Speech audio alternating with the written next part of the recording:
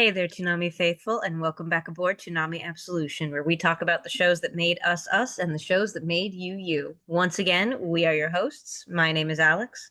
I'm Sam. Now, I'm John, and we're finishing off the trilogy with Dragon Ball Z, The Tree of Might, the third Dragon Ball Z film.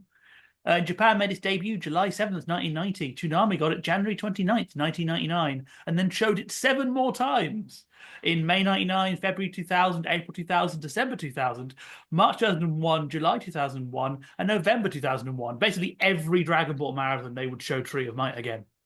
Because it's the best. It's the best. It is the best of the trilogy by, Yeah. by a good margin. As you got over here, the trilogy, we mean the first three Dragon Ball Z films, which are, yeah. Which are, yeah. Yeah. Do you want to get into We this? covered the other two. You know it. You know what they are. Here we are. Yeah.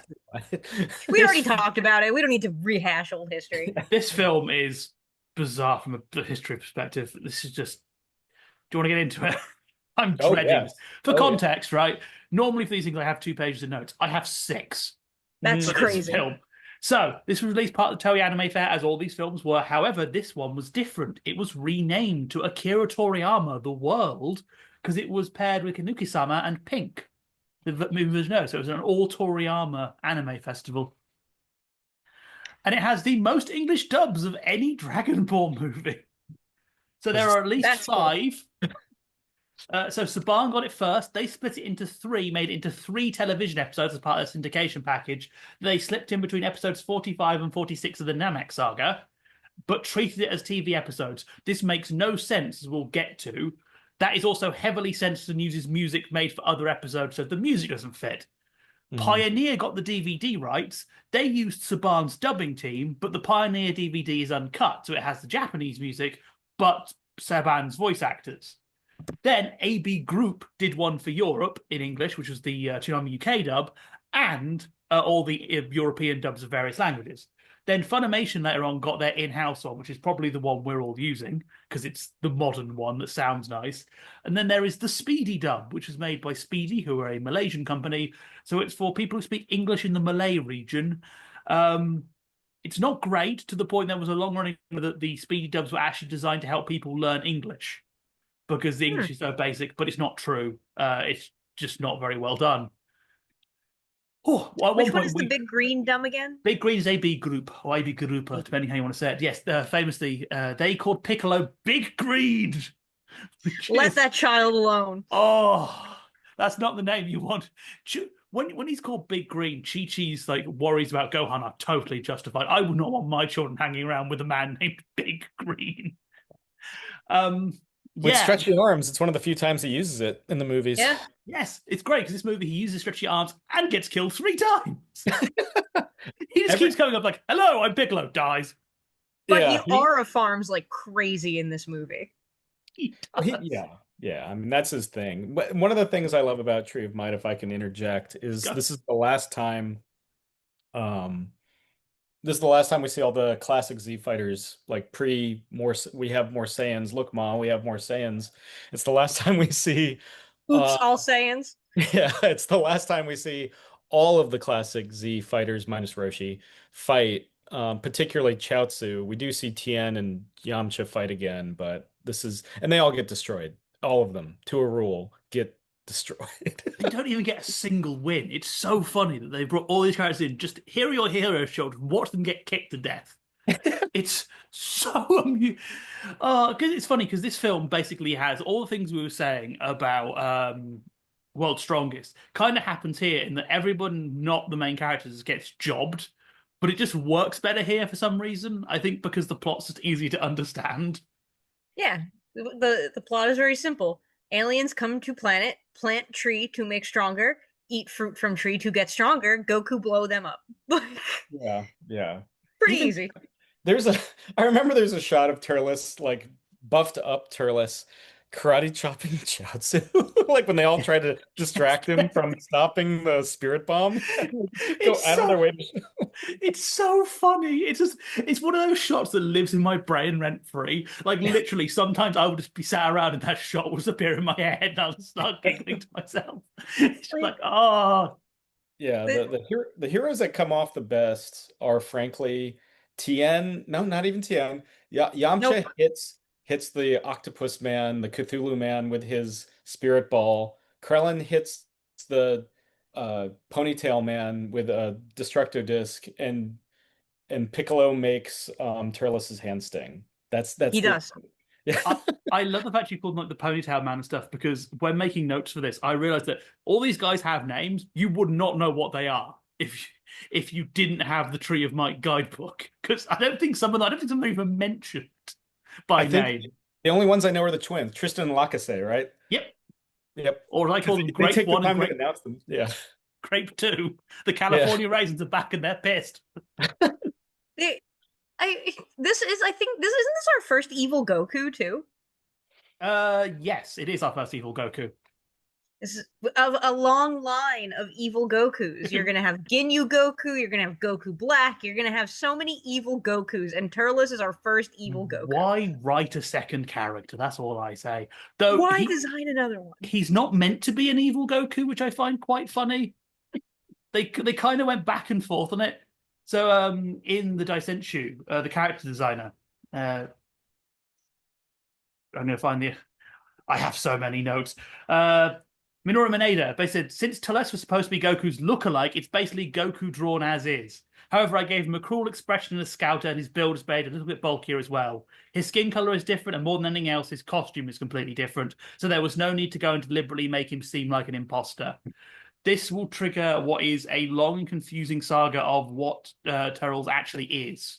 Because some of the dubs have him say he's Goku's brother, which now you get people saying, oh, that's wrong, but it's not.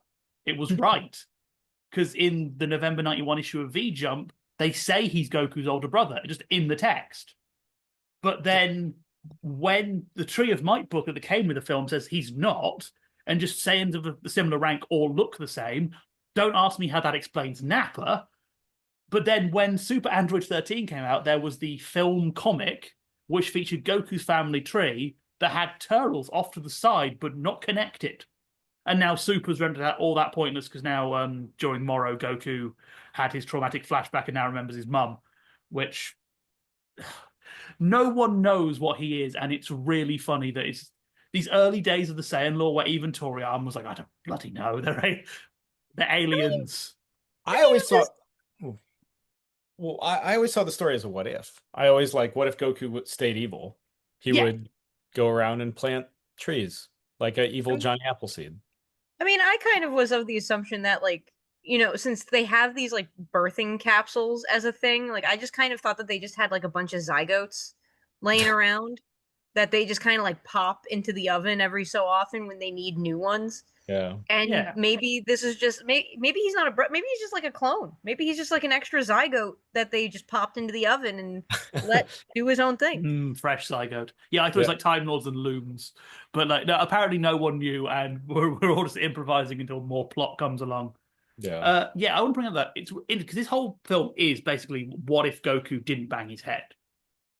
But it's amazing how all the dubs seemingly miss that for some reason. Like, it's very clear in the Japanese one. Goku is literally telling Turles, I am not Kakarot. I am Son Goku. I am not a Saiyan. I am an Earthling. And they have the whole thing of like, oh, this is the Saiyan way. I'm not a Saiyan. He literally says it to his face. But all the dubs change it. What really throws me is the very end, the modern Funimation dub has this, when he's talking with Roshi at the end. In Funimation, change it to Goku saying, oh, Roshi always taught me to fight with my head. When in Japan, he says, I'm glad I didn't bang my head. It's like, why remove that line? That's like the thesis statement for the entire film. Of that, this is Goku going, oh, hey, I'm glad I'm an Earthling because I've got my kids. And it's so many of the dubs do this. It's like, because nobody watched Dragon Ball. I just think everyone went a little bit insane with this film specifically. Which we love. We love them. Can we talk? I mean, so this is the last for a while of the movies directed by Daisuke Nishio, who had been a part of Dragon Ball since like Sleeping Print or Blood Red Rubies, which we've talked about in a different program. Though I don't think that everyone saw the light of day. Anyway, I don't think it did. Yeah, we have to do it again. Yeah, we can do it all again, frankly. Let's do time. And you can tell with a lot of the action choreography, also the darker cinematography, the kind of like haunting music around the Tree of Might. Particularly when you're seeing that fruit grow. It kind of reminds me of the fruit in Ernest Scared Stupid. A little Um, bit. yeah, not as gooey, but definitely there's perspiration there. Um, yeah, I love the shot that's in all the Toonami promos with the little kid with the red balloon, just to be like, look, this is like this cinema. You see this? Cinema. Yeah, this film looks great. It's the darkness is that perfect balance. It looks darker, it's moodier, but it doesn't sort of clash with the already existing designs. It's a really nice looking film. When You know. when they're in that portion where they're more by the roots of the tree and that like that underground-ish looking scene is so gorgeous. It's so good. It's so good. Man, we keep traumatizing Gohan and they really don't have therapists in the Dragon Ball universe, don't we? He has a dragon now, so that's fine. Everything's fixed. Yes, this is the movie that introduces Icarus, Which who is a Icarus. Can I point out kind how horrible of a name that is for this dragon, considering they met when his house burnt down? yes. It's a Yeah. bit victim blame me there, Gohan. But Icarus shows up in the anime series. So it's He, kind of like, oh, some Is version of Icarus this happened. canon? he only appears in filler. He appears Oh, in so I the stand movie. corrected. No, he appears in the main series, but he only appears in filler episodes. Oh, So okay. he appears in the driving test episode, famously. But he also appears in the Garlic Junior Saga, which is also filler. And then he appears in Lord Slug and Cooler's Revenge. And then he makes appearance in Super Dragon Ball Heroes, because everybody makes an appearance in Super Dragon Ball Heroes. I think we're going to make one eventually. They're going to run out of people. Yeah. Uh, Yeah. because, yeah. But yeah, he's not canon. He is just, well, he may have become canon. Oh, God, this is a thing. So when Superhero came out, they Yeah. released a piece of artwork that is Gohan Beast petting a big version of him. Yes. So he may now be canon. He's canon if you believe in him. He's like Tinkerbell. If you clap and believe for Icarus, he will come back to life. Wait, where do I get this key piece of key art for my wall? But yeah, I believe it was in V Jump. well, we just have to keep talking about Tree of Might because I love Tree of Might's great. There's Tree of Might feels like such a distillation of the other two movies and taking like the best stuff from both of them. Yes. Yeah, 100%. it definitely feels like they've kind of got a bit of a grasp of the time now and how to work that in.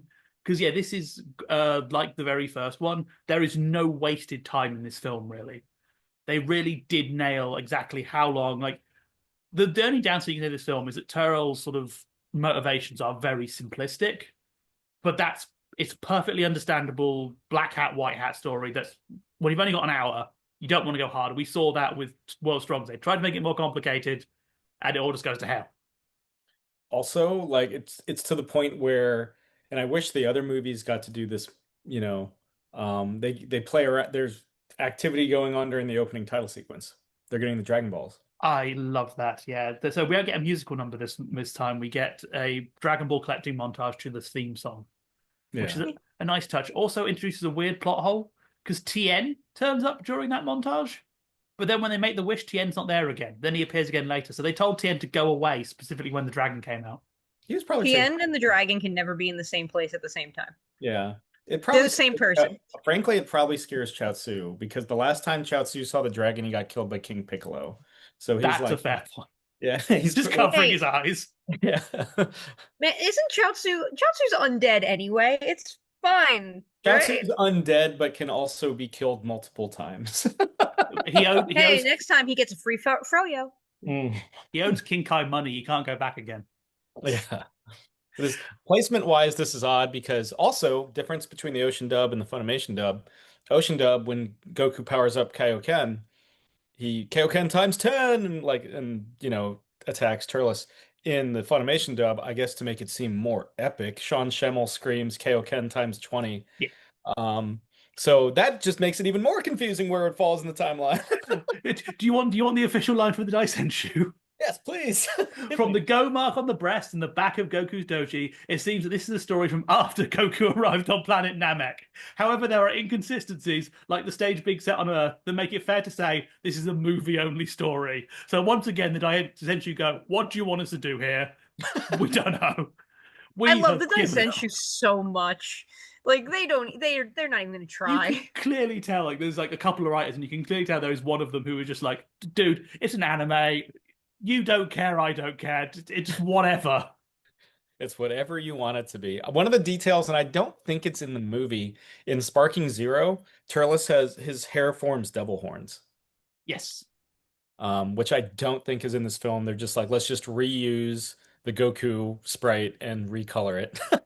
pretty much. Turles also makes another appearance in Plan to Eradicate the Super Saiyans, Sure which does. is very fun. Doesn't Yeah. Hitler show up in that movie too? I think he might. At this point, I just wouldn't be surprised. I have not seen Plan to Eradicate the Super Saiyans for quite a while because Because they Uh, bring all like the villains from hell it's in the the smoke. big ones. It's Slug, Turles, cooler, isn't it? Cooler. Cooler, Frieza, Cell, and I think that's, or maybe not even Cell because it's the Cell. No, I don't think it's Cell. I think it. No. Maybe it's just those four, but because I think it's Gohan's the one who's fighting Turles, if I remember correctly. Yeah, Gohan's fighting Turles, and And Slug shows up. Slug fights Piccolo. I want to say Trunks fights Cooler and Vegeta Oh, fights it's Cooler, Lord Slug, Turles, Dr. Lyshi, and then the new one. Dr. Lyshi. Yeah, because they're all holograms, and it's all. Yeah, this was their big multimedia push because you had to buy a video game and Right. buy an issue of was it Jump or V Jump? That was a weird little campaign they had going on there. But if you bought Dragon Ball Raging Blast, you would get a free copy of the remaster. Yeah. Ooh. I don't have that. I don't have that copy. I actually had that. Yeah, it's. I see why they've gone back to Turles. Like he's a lot of fun. Yeah. Yeah, I love the I mean there's some just really brutal scenes like when he fights basically in the entire span of of Piccolo fighting Turles, Goku takes out the rest of the Turles Crusher Corps. Um and the way that Turles does it, he not only blocks the special beam cannon one-handed, he then blows up Piccolo to the point where you see his body get lifted by the explosion.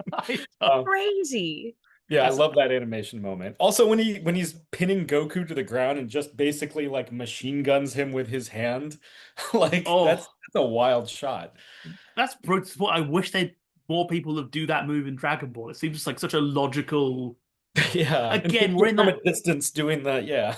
We're in that point where like we're still very martial artsy. So Turles like the first beam spammer we get, but he still does it and it's like, I'm not just gonna fire at a distance, I'm gonna pin you down, like basically UFC ground and pound you just with energy blasts. Yeah. I also have to admit there's a part of me that at this point in the year of our Lord 2025, I miss this more brutal version of the Saiyans. I feel like as time has gone on, especially with like the flashback in Broly and a bunch of other things, the Saiyans are a lot less Klingon kind of energy, you know? Like they're still brutal, but not like Turles is, or even like Bardock, father of Goku. Like it got very sanitized along the way. Oh, yeah. Yeah, and it's also the problem with anything when you run as long as Dragon Ball has. You have to keep finding new big villains, and eventually you kind of end up your original ones look stupid. Like it's always my joke. Like whenever a new Pokemon game comes, it's like, why were people scared of Giovanni with his Zubats when like Mega Malamar is knocking around? Just get one of those. Yeah. Hey, they were Golbats. How dare you? Yeah, they're the evolved form. I refuse to accept his Golbats. They were Zubats in my heart. Yeah. Talking of terrible, can we just talk about the Saban dub? Because oh my god, it drove me actually insane. Okay. Oh, yeah. That's not I watched the Ocean and the Funimation, but keep I going. watched 6 versions of this film over the last week. This is why I'm in therapy. So Saban split it into 3 episodes. Basically, the episodes go up until the tree arrives, then until Gohan becomes a monkey, then the final episode. It does work all right. The thing that's really funny is they've made a new title card for you, which is a CG tree on it, which is literally Baby's first blender. If you're on the audio feed for this, just Google it because it's the funniest thing I've seen in my life. Like literally 25 minutes in like sort of Maya 3D. They cut it to hell, though. So all the blood is gone. A lot of the kicks are now covered by flashes. Any attack to the head is cut with flashes. They add a load of weird extra voice lines for everybody. But the funniest piece for me of censorship is when Turles grabs Gohan and tries to sort of make him look at his fake moon. They decided we can't have Turles pulling on Gohan's face. So we got the digital paint out. So his hands are now on Gohan's shoulders, but Gohan's face is still distorted. They haven't changed how his face looks. I Just love there are that. now no fingers on it. So his face is just bending and twisting, which is more horrifying than him pulling it open. Also raises the question, Gohan, just close your eyes. But you know the funniest thing about this? Tree of Might, the Saban version, uses Rock the Dragon as its intro sequence. You'll see it 3 times. Where does the Rock the Dragon sequence, where does it get most of its footage from? This movie. This movie. You see Yeah. Gohan turning into Great Ape in that intro sequence with Turles' With the hands on his hands. face. So apparently it's fine for the intro, but not fine in the actual movie. Saban, please make up your mind. And also, we get the usual ones as well. Whenever they have any falling buildings, you hear like a voice going, please evacuate the city, please. And with the balloon kid, they put in the guy's dad going, come on, run, son. It's like, Run, son. oh, my favorite bizarre piece of though is that they cut out the bit with Yamcha. So when Yamcha's in his cruiser, he doesn't say I went into debt for it. We can't have debt. But they keep the punchline where Bulma complained he spent all his money. So it's implying that Bulma no? I don't know. It's one of those things that I would love to sit someone from Saban down and ask why that was the piece they cut and why they left the punchline in. Like 90s anime censor, like we've talked about this with Sailor Moon too. The things that get censored versus the things that don't get censored are kind of wild. Yeah. Oh, yeah, and there's a few other like weird details. What I'm gonna bring up is obviously when Gohan comes back from Great Ape, he is naked, as is tradition. As is tradition. Obviously, Saban like we've got to cut that. So he gets like a light beam coming from his chest that covers it up in the smoke, and they zoom in the shot, except they fail. When Goku is holding him, his bits are still visible in the shot. So Right. all this effort, Saban, and you still fucked it up. Well done, lads. The Saban seal of quality. But they had 2 lines that really amused me. Is one, King Kai announces that he can't contact Goku telepathically while he's eating, which While is Goku's eating, yeah. yeah, he's too distracted apparently by food. But they also have add a line of Turles saying, "Oh no, a spirit bomb," Oh no. implying he knows what the spirit bomb is, and it's like, oh dearie dear, this is raising 101 questions. Also, Turles does say call Great Ape giant gorilla, which just I don't know why Great Ape sounds majestic. Our people come on a giant gorilla. That sounds funny. And to be fair, and I've mentioned this before, he always bothers me in the dub when they call it the Great Ape because the Ozaru is a monkey. Apes do not have tails. Only Oh. only monkeys have tails, and great apes are gorillas, orangutans, and chimpanzees, and bonobos. Yeah. Yeah. Yeah, I have feelings. it's just so funny how they just weirdly and obviously they clearly pad for time, so they have Shenron re-explain what wishes are in the most basic way possible, in the way that's clearly padding for time. They Mhm. add like just a lot of comedy dialogue, like when the Crusher Core are like, "Oh, you're gonna carve hearts into the tree." Like, okay, cool, Saban. Thanks for the gay joke. That was funny, I guess. But one of my favorite little random notes on this whole thing is just how clearly they overplay all the vocals to the point of it being so grating. I have not done Saban for ages, and it's so annoying. No one will shut up. It, Yeah. Yeah. there's something very interesting about a certain era of dubbing and also a very certain era of like children's media overall. And I think we've gone back to that a lot, which I hate, which is there is such a fear of there being even a minute of silence in that media. Like we have to keep jingling the keys or the kids won't look at it. And that I hate that we're back there now as of like in a lot of ways in modern media for children, but I hated it then too. So I get what you're talking about. One of the things, I mean, yeah, it's something that carries over to even the initial Funimation dub of Dragon Ball Z, which is I think a leftover from the Saban era, is that like we have to pad everything with music too. there can't, and especially for something as atmospheric as Tree of Might, where you have those long lingering shots of like the tree literally visible from space Yeah.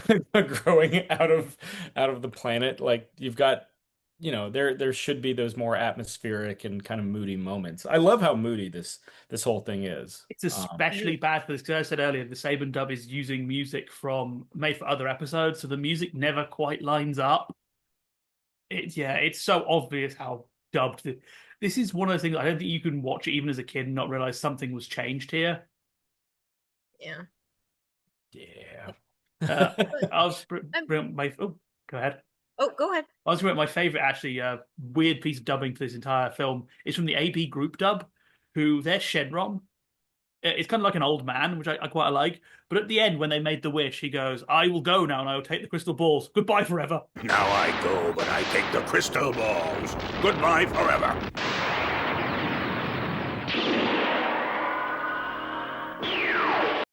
Goodbye forever. Really quickly, like the voice actor realized like he's off the timing, and it's like I need to fill something in. Goodbye forever. Yeah. I actually have a very deep soft spot in my heart for the Big Green dub. I have not watched the full Big Green dub, but I love the weird intonations that they use in it and how like they're trying so hard to match the lip flaps and it's just never gonna happen. Like Yeah. there's just something to appreciate about it's Big Green. Let that child alone. The TN for the Big Green is so funny because they go from having the worst voice ever to sounding genuinely panicked whenever TN has to scream, like to the point it sounds like the voice actor actually worried they're going to die.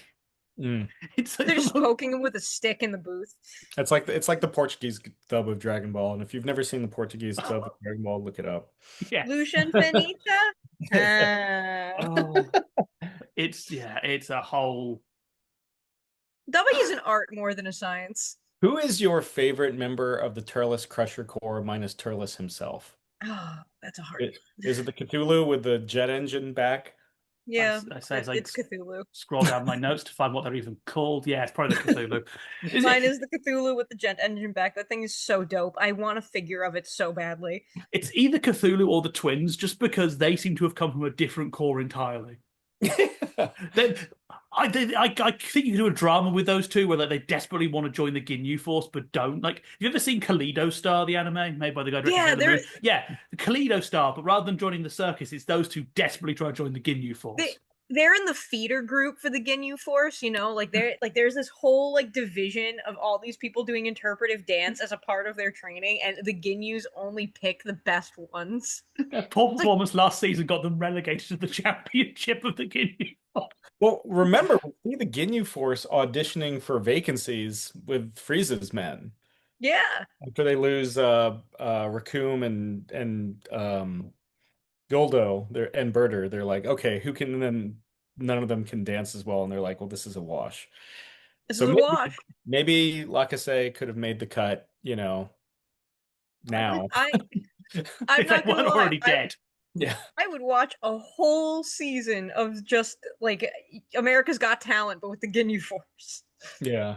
Oh, that's an edit that's got to be doable. I would watch the hell out of that. Them just like judging the different characters, being like, "You didn't have enough passion in this," Talking of Ginyu Force, if you're watching the Japanese or the Ocean Uncensored dub, this would be your first mention of Frieza. Oh yeah. Turles mentions it, and it hadn't come up yet, so this would actually be really interesting foreshadowing. Which is because it's foreshadowing. No one dubbing can read the manga. They cut it out. Yeah. They're like Frieza left an awful lot of Saiyans alive if you really think about it. That's another thing I love about Dragon Ball. Frieza's eradication of the Saiyans has slowly got gradually worse. Yeah. Like, I missed 1, missed 6, missed about 50,000 of them. Especially since Dragon Ball either is like Star Trek and goes with like the single genome theory, or my theory about Saiyans just having the power of the Sharingan in their body is true. But they can breed with like almost any species, which is wild. Yeah, it just reminds me like Doctor Who's like last the Time Lords, apart from the Master and the Rani and the meddling monk and the Warlord. Okay, there's quite a lot of us left. Yeah, Quite a yeah. lot of us left, actually. Yeah, to the point where in Day of the Doctor, they're like, Gallifrey still exists. I'm like, oh, okay. We've lost track. Yeah. It's like, just don't Like, worry about it anymore. This defining thing that haunted Christopher Eccleston's version of the character, it doesn't apply anymore. yeah, it's only Goku and Vegeta, but it's also Goku and Vegeta's brothers, and also Nappa and the Jobber Saiyans that were in Broly, and also Turles, and just any other Saiyan you can just kind of and Broly and a bunch of other characters. Like Frieza's just not that good at genocide. You didn't just walk onto like any random planet, it's like Saiyans there. It's like, what the fuck? Where do these Saiyans come from? And then some say they're oh god, they're like the Viltrumites. They show up and they make a bunch of babies. It's even funny we kind of like Xenoverse it, because there is like, there's Saiyans everywhere. There's like 8 of them. It's fine. It's fine. It's all good, and they produce viable offspring that can make more offspring. Okay. This is the part about Dragon Ball that bothers me. Fuck. Okay. 15 of them are Bardock for some reason, but there's a lot of them. Before we sort of round off with 2 things, I want to end with one thing. One thing, my favorite thing I might have in my collection is a VHS of what, when I got it, I was told is the Polish TV dub. I haven't been able to verify this, but I believe it's correct. But it uses the AB Group French dub with a narrator over the top. So you can hear the original sound effects, and you'll get this Polish man come in and do all the dialogue for everybody. There are no separate characters, but he sounds so disinterested. But they keep all the original, so it's basically like Dragon Ball, the book. No, he's Polish. Oh. Yeah. For some reason, they use the French underlying dub, and then it's a Polish narrator over the top. You can hear the original French if you turn it up high enough. My favorite thing is they keep all the original. So he does all the voices for everybody, but they keep all the screams. So like at the end, where Goku's like, "This is a gift from Earth." In this version, it becomes a postman going, "This is a gift from Earth." Then the original. Just so. Co to? Zapłacisz za zło, które nam wyrządziłeś. Masz, Thales, to dla ciebie. Funny. It's one of my favorite. It seems old enough that I can believe it to be true, and I don't believe the person was messing with me. But at the same point, I need this verified because it's just so inherent. It's so funny just hearing like the Goku, like the big Turles monologue with a disinterested Polish man being like, "Your name is Kakarot." A disinterested Polish man, but it is time for our final thoughts. We should end with one more thing first. Oh, we have time to play America's favorite game show. Power levels are nonsense because they were in the Tree of Might book. As before, everybody, Almond, the red dude. His name's Almond. I have all the names. 15,000. 20,000. 9,100. Keiko, the robot guy with the silver bodysuit. Cthulhu has he's probably strong or weaker. I would say maybe he's like 8,500. Infinite. He's Cthulhu. Oh, depends who you ask. So the book lists him as 13,000, but his card lists him at 8,400. I'll come back to this in a second because Diaz, the guy with black hair. Yes, the random humanoid, small human-sized person. Nappa's non-union equivalent. Yeah. Nappa's non-union. Probably like 9,500. I'll give him a solid 10. 8,400, unless you get his card which says 13,000, which makes me believe at some point, even the people writing this card got Kako and Diaz confused because they flipped them. These are all jobbers. What is happening here? The twins, they have the same one hint. 8,600. 7,000. 7,600. And then finally, Turles before fruit. With pre-fruit? Pre-fruit Turles. Turles is probably like 17,000. I'm gonna give him a 1,550. 1,900. And after he had his 5 a day? 1,900? Yep. After he had his Centrum Silver, I would probably give him I'll stick with my original assessment and give him 17,000. 20,000. 300,000. 300. What is happening? This is also funny because there was an internal rule in Toei that every movie villain must be stronger than the last one, and you can see that Turles totally fucks them because you've introduced God with God fruit, so they now have to go increasingly weird to try and account for this internal rule that they enforced upon themselves. I'm Well, so mad at these power levels. I'm that so ex- genuinely upset. that They're explains nonsense, but I'm mad. that explains the eventual faux Super Saiyan. Like, well, we've already done Kaioken. What we have to take it up a notch for Slug. Yeah. And we're going to introduce a massive continuity snarl in the process. Yeah, I'm that's so So upset. yeah. So now angry. now we can end. Now we can do final thoughts. Sam, quick, go. Final thoughts. Favorite Dragon Ball Z movie. And best fight scenes, a lot of good stuff. Love seeing the Z fighters in action, even if they all get annihilated relatively easily. Um, yeah, it's a classic. I think it's one of those movies you could show somebody that isn't necessarily 100% versed on Dragon Ball, just like have fun, and they'll get it. Yep, great standalone movie. My favorite of this trilogy. A film I watch continually. So even the film I can't sleep or something, I throw this on because it's just a good time. A lot of good action, really nice, solid plot. And from the dubbing side, as someone who is bizarrely fascinated with nerdy behind the scenes stuff, this is the type of shit I live for. But there's 101 people all trying to make their own version and them all fucking it up in their own unique ways. Just beautiful. Yeah. Like honestly, I can't really add to that. Like we got evil Goku. We got a bunch of dubs that don't know what they're doing. We got Rock the Dragon. We got Cthulhu. It's great. I do think watching all three of these movies you should do it. I think that watching all three in the trilogy is great. Not everything is Tree of Might, but I think there's a lot of really great stuff here, and you're going to see some of the best fight choreography in Dragon Ball in these movies. But that does mean it is time for us to pull into our final destination. That's right, it is time for us to disembark from Toonami Absolution. We want to thank you once again for joining us and talking about the shows that made us us and the shows that made you you. We have been your hosts. My name is Alyx. I'm Sam. And I'm John. And we'll see you next time. Bang. Kaioken. Times 400. Times 450. Oh no.